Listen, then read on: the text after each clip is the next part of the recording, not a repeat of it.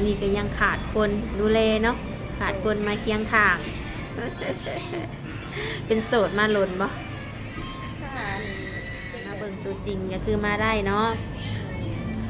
มาเบิ่งว่าตัวจริงน่าเป็นแบบได้เห็นแต่ในคลิปเนาะสิคือในคลิปบ่อย่างแบบนี้นะก็มาได้เนาะโดย เข้ามากับพวกเขากับพิซซ่าโสดเนาะ โดย ตัวสบายดีเด้อเด้อ สบายดี สบายดีทางเอื้อยเพิ่นเนาะบางเทื่อกะบางคนกับ FC ใหม่ของซัมเมอร์ก็ยังบ่ฮู้ได้ว่าเพิ่นซื้อหยังหั่นน่ะ ถามเพิ่นใหม่เนาะ โดยซื้อว่าจังได๋เอ่ย ชื่อเจเล่ เสือเจเลเนาะ เจเดียวซื้อเพิ่นก็คือซื้อขนมนี่เนาะ บางเทื่อ FC ใหม่ของซัมเมอร์หรือซาละน้อยก็ยังบ่ฮู้หั่นน่ะเนาะ แม่นแม่นแม่นโดย เฮากับบางคน FC ใหม่ของซัมเมอร์หั่นแหละมันก็บ่ฮู้หั่นนะอายุจักปีกูเอ้ย ให้หนูอัน30ปลายนี่เนาะ3ปีนิด30นิดๆนี่เนาะ โดย ก็คือทางเราก็ได้ถ่ายสัมภาษณ์ท่านเอื้อยเพิ่นไปเนาะในมื้อนั้นเนาะ แม่น ก็เลยมีแบบบางเทื่อ FC บางเทื่อเพิ่นให้มาถามว่ามีผู้บ่าวแล้วบ่นี่นะยังบ่เอ้ย ยังอยู่นะ ยังอยู่บ่ยังบ่มีอยู่ป้า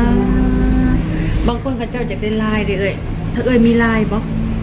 ตายยังบ่มีเลย ยังบ่มี เลย ID ไลน์เด้ไลน์นะยังบ่ตั้งซ้ำ ยัง เอา แน่ เพราะว่า เห็นได้บัดนี้เนาะสิได้บัดนี้ เพราะว่าส่วนไลน์เขาจะสิมักลิ้นไลน์เป็นพิเศษ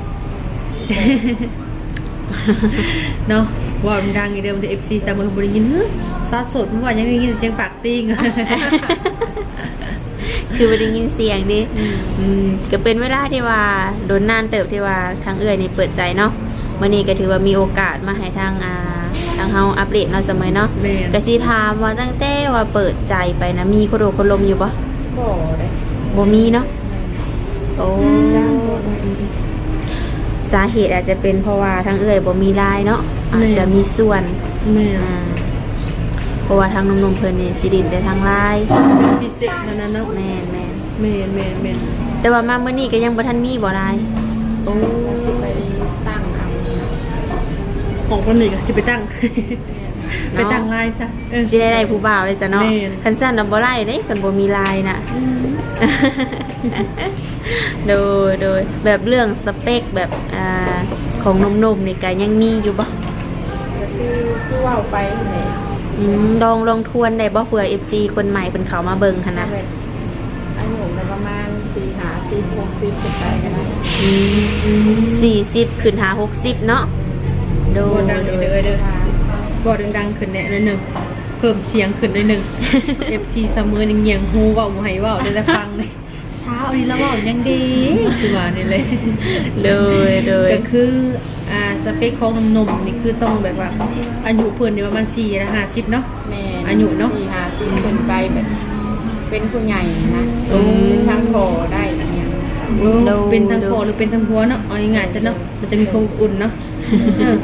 อายุน้อยนี่บ่อยากเอาเนาะเนาะ บ้านโมเมนต์สเปกอย่างเงี้ย โดย คนที่เข้ามาต้องเอาอายุหลายเท่านั้นเนาะเพราะว่าเป็นหยังแต่อายุหลายเพราะว่าทางเอื้อยนี่เคยผ่านประสบการณ์มาแล้วเนาะเอาโพนนะเอาอยู่รุ่นราวคราวเดียวกันนี่ไปบ่รอดแม่นบ่ แม่ ก็เลยว่าอยากเอาคนอายุใหญ่กว่าหนึ่งมามีประสบการณ์หลายเนาะ อีกอย่างเพิ่นจะได้มีความแบบว่าอดทนหลักๆคืออดทนแม่บ่ล่ะถามมาเอาน้อยๆเนี่ยเดี๋ยวโอ้ยสิบ่อดทนได้เป็นจังสิบ่อดทนเพราะว่าเขาจะบ่เคยผ่านการแต่งงานหรือบ่เคยมีลูกมีเต้าเนาะถ้าเอาสมมุติว่ามีเพิ่นแบบเคยเป็นผู้หางนางไหมแบบนี้นะเคยมีลูกมีเต้ามาแบบนี้ก็เอาได้บ่ล่ะ เอาได้ ก็สามารถอบรมได้เนาะก็บ่ได้ว่ามีขอติอีหยังก็สามารถอบรมได้เนาะคนหักแท้เนาะ เอา เปิดใจเธอนี่วางว่าสิสร้างครอบครัวแท้เป็นบ่ ถามีนะ ถามีนะ ถามมีแบบว่าคุยกันเขาเข้าใจไปนี่ค่ะโอเค พร้อมเนาะพร้อมสิสร้างครอบครัวอีกคือหนึงในการที่แบบว่ามาคมาคอยเอ่ยยุ่งยากบ่ประเพณีของทางเอ่ย มันก็คือว่าอะไร มันก็บ่ยุ่งยากเป็นบ่เนาะ ตามคุยกันอะไรเนาะ โอ้ตามคุยกันอย่าว่าอย่ามาแต่งรอบ2รอบ3แบบนี้นะ คันว่าแตกอีกรอบนี่ค่าสินสอดนี่สิเพิ่มขึ้นกว่าเก่าบ่หรือว่าซ้ำเก่า มันก็ได้เว่าเรื่องงานการ เอิ่ม สอนเว่าเรื่องแบบเข้าใจกันพอจะ เข้าใจกัน เอาง่ายซะเน้นความเข้าใจเนาะ โดยอ่ะให้ฮักแท้เนาะ แม่ เขามาจีบได้ แม่นเน้นพอหักแท้อย่างเดียวหั่นน่ะ โดย ถ้าหักมาก็ต้องจัดเข้ามาเลยสิเป็นหนุ่มทางใดก็แล้วแต่เนาะ ได้เบิดบ่ ฝั่งลาวฝั่งไทยต่างประเทศก็แล้วแต่เนาะ โดย ได้เบิดเนาะ ได้เลย คนทำมาได้หั่นแหละ เขามาโอมาลมเบิ่งเนาะคันแบบ30ไปปลายๆแบบนี้นะคุยบ่ แก่อิงตามแบบทางเข้าใจกันนิดนึงแต่ว่าให้มันกับบัวอยากปานใด บ่ปานใดเนาะโอ้ เคยเว่ามาได้ซะ เนาะ เคยลมมาได้ซะ มันก็ไปบ่รอดนะเนาะ โด แต่ ย มันก็สเปคกันใน โอ้คือสเปคนี้ต้องรุ่นใหญ่กว่า60ก็ได้บ่60เอาเฮ็ดลูกเฮ็ดครัวได้บ่อายุได้ซำนี้น่ะ ได้มันแบบมันเน้นความอบอุ่นลายกลัวมันบริเน้นเลยว่ามันบริเน้นแบบว่าลอยเนี่ยนะ โดย ความอบอุ่นแบบเป็นทางพอเป็นทางเมย์มีเท่านะ บอกง่ายๆคือแบบเป็นผู้ชายที่อบอุ่นเนาะเป็นทุกสิ่งทุกอย่างให้เฮาเพิ่งพาอาศัยได้หนักเบาเอาสู่เนาะโดยเรื่องหน้าตาของเพิ่นจำกัดบ่ โอ้ บ่จำกัดเนาะอืม พ่อแม่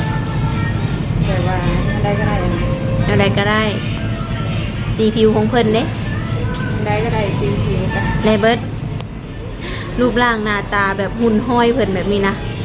มักคนแบบโตใหญ่บ่หรือว่าผอม มาคนตัวใหญ่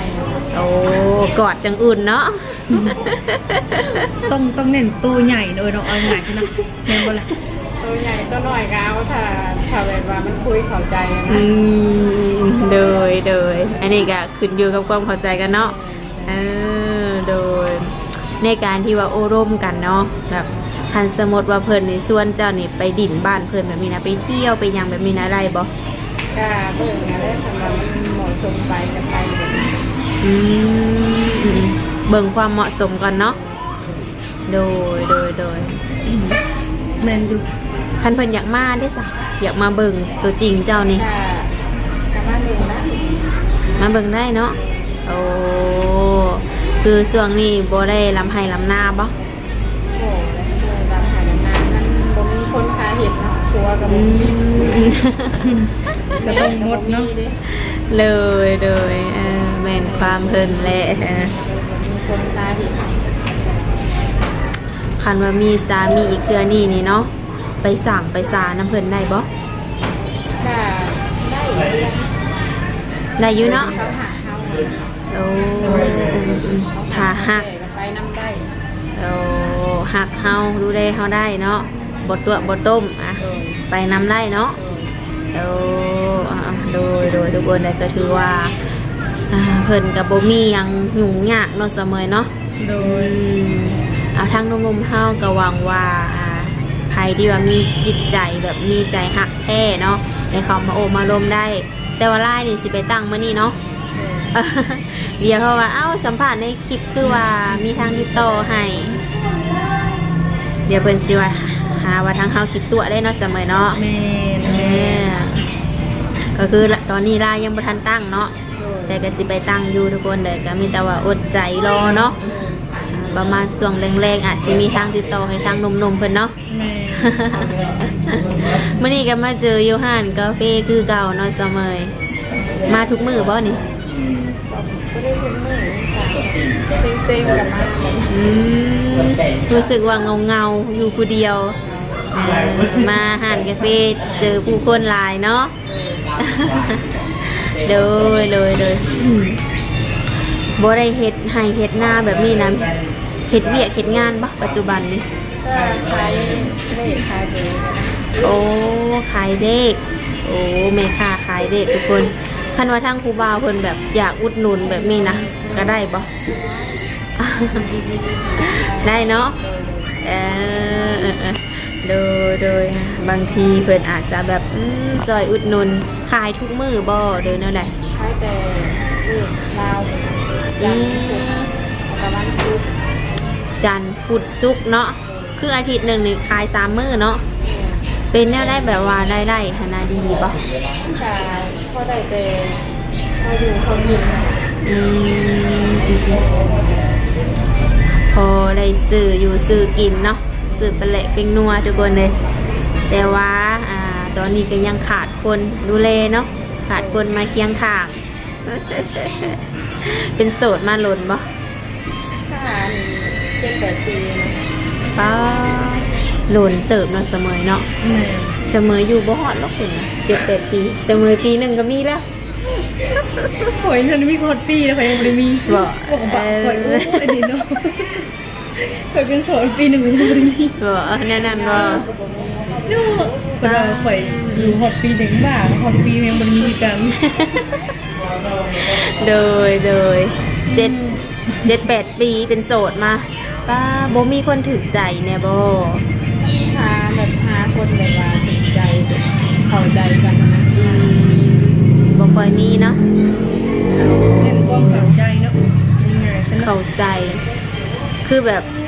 ในกรณีที่ว่าเข้าใจนี่เนาะ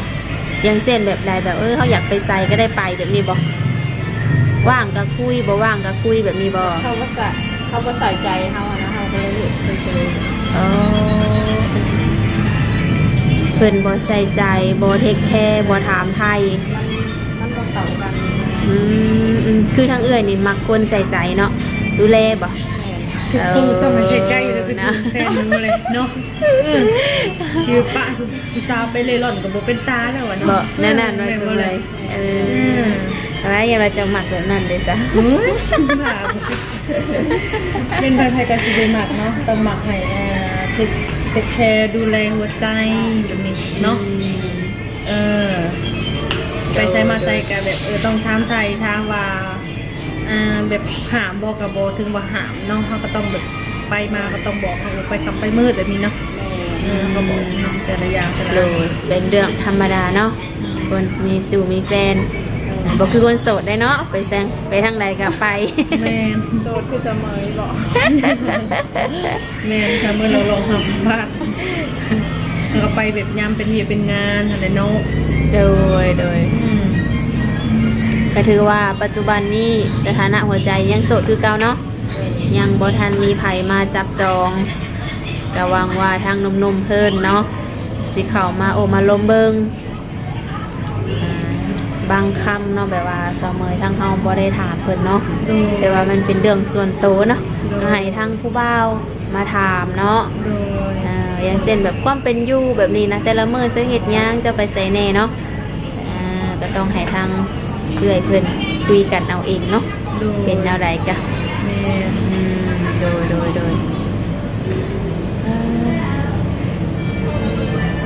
ก็ถือว่ามื้อนี้ก็มาเจออยู่ห้านกาแฟมาผู้เดียวบ่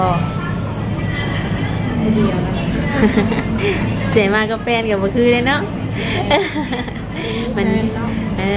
คนโสดกันมาผู้เดียวแหละทุกคนเลย ก็คือคันว่าอยากมาหามาเบิ่งตัวจริงก็คือมาได้เนาะ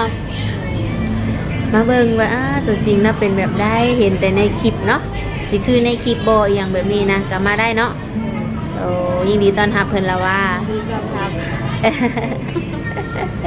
แต่ว่าคันเรื่องแบบเพิ่นสิคุยแบบจริงจังเนาะแบบเป็นสู้เป็นแฟนแบบนี้นะทางเจ้าเนี่ยอยากใส่เวลาโลนบ่ ถ้าใส่โดน ประมาณจักเดือน มันจะอินตามแบบว่าเข้าใจกัน โอ้ เข้าใจกันไว้อินตามนะ ยิงตามเขาคุยกันเนาะบางทีแบบเขาคุยกันเข้าใจอาจจะบ่ฮอดเดือนก็มีเนาะโอ้โดยก็ถือว่าบ่มีหยังได้ มีแต่ว่าเขามาโอมาลมเบิ่งเนาะหมักบ่หมักค่อยว่ากันเนาะ โดยก็มีว่าตอนนี้มีแต่ทั้งเฟซเนาะที่ว่าทางหนุ่มๆเพิ่นสิสามารถติดต่อได้เนาะทั้งไลน์นี่คิดว่ามื้อนี้สิไลน์แท้บ่ ก็ถ้าสิได้อยู่ด้วยคำว่าตาม โดย ก็หวังว่าสิมีรายให้ทางหนุ่มๆเพิ่นเนาะ เรื่องอายุหน้าตาหุ่นห้อยก็ถือว่าบ่ได้ติเนาะบ่ได้จำกัดผู้ลมได้เบิดแบบมักวิสัยแบบใดของผู้ชายนี่นะมักคนแบบใด ใส่แบบว่าเอาใจเฮาดูแลเฮาอ่ะนะ อืม ได้ใช้แบบดูแลเฮาแท้ๆเฮาอ่ะนะ ดูผู้ใหญ่ผู้ใหญ่ซะเนาะ เป็นผู้ใหญ่ อืมโดยมักคนใจห้อนใจเย็น บางคนใจเย็นนะเนาะ ยันว่าอย่ามาคนใจห้อนเนาะแบบกินเหล้าเมาสุราแบบนี้นะมักบ่ ก็กินได้แต่ว่าบ่ให้แบบว่าบ่ให้กินแบบว่ากินซุมื้อซุมื้อนะ อืมกินได้เนาะ โดย อย่างเช่นมีเวียกมีงานเนาะนานๆสั่งสรรค์กับหมู่ กินแล้วก็ทำมาหากินแบบนี้นะ อืมแม่น กินแล้วนอนกินแล้วนอนก็บ่เอา แล้วว่าหมักกินแล้วนอนบ่ไปใส่กินแล้วนอนเด้อเสียนะจะได้หมักหมอๆเนาะเนาะบ่เอาเนาะ บ่เอาแล้วแบบนี้ โดยก็ถือว่ากินได้บางครั้งบางคราวเนาะแต่ว่ากินทุกมื้อกินแล้วบ่เฮ็ดเวียกเฮ็ดงานนี่ก็คือบ่เอาเนาะ แม่ โอ้สูบยาได้มักอยู่บ่ กินยาก็ได้ ได้อยู่เนาะ ปีของผู้ชายเด้ ถือว่าหับไล่เนาะโอ้ ปีของผู้ชาย โดยถือว่าแทบสิบ่มีข้อจำกัดเนาะเอ้ยเนาะในหนุ่มๆเพิ่นนี่นะเพราะว่าสูบยาก็ได้เนาะกินเหล้ากินเบียร์ก็ได้เนาะโอ้ พอดี ผู้ดีงามไว้ซั่นซะ โดยทั้งเสมอมีหยังสิถามเพิ่นอีกบ่ก็ถือว่า แล้ว มีแต่ว่าปล่อยให้ทางหนุ่มๆเพิ่นมาโอมาลมมาถามเบิ่งเนาะ แม่ คำใดที่ว่าทั้งเฮายังบ่ได้ถามทางเอื้อยเพิ่นบ่ก็ให้ทางหนุ่มๆเพิ่นเขามาโอมาลมเบิ่งเนาะโดยจังใดก็ให้ทางเอื้อยเพิ่นพบพ่อเนื้อคู่หรือว่าพบพ่อคนที่ดีเข้ามาในชีวิตเนาะโดยทางเฮาก็สิขอกลับก่อนแล้วบัดนี้เนาะไว้พบพ่อกันในคลิปหน้าเด้อโดยสบายดีเด้อ สบายดี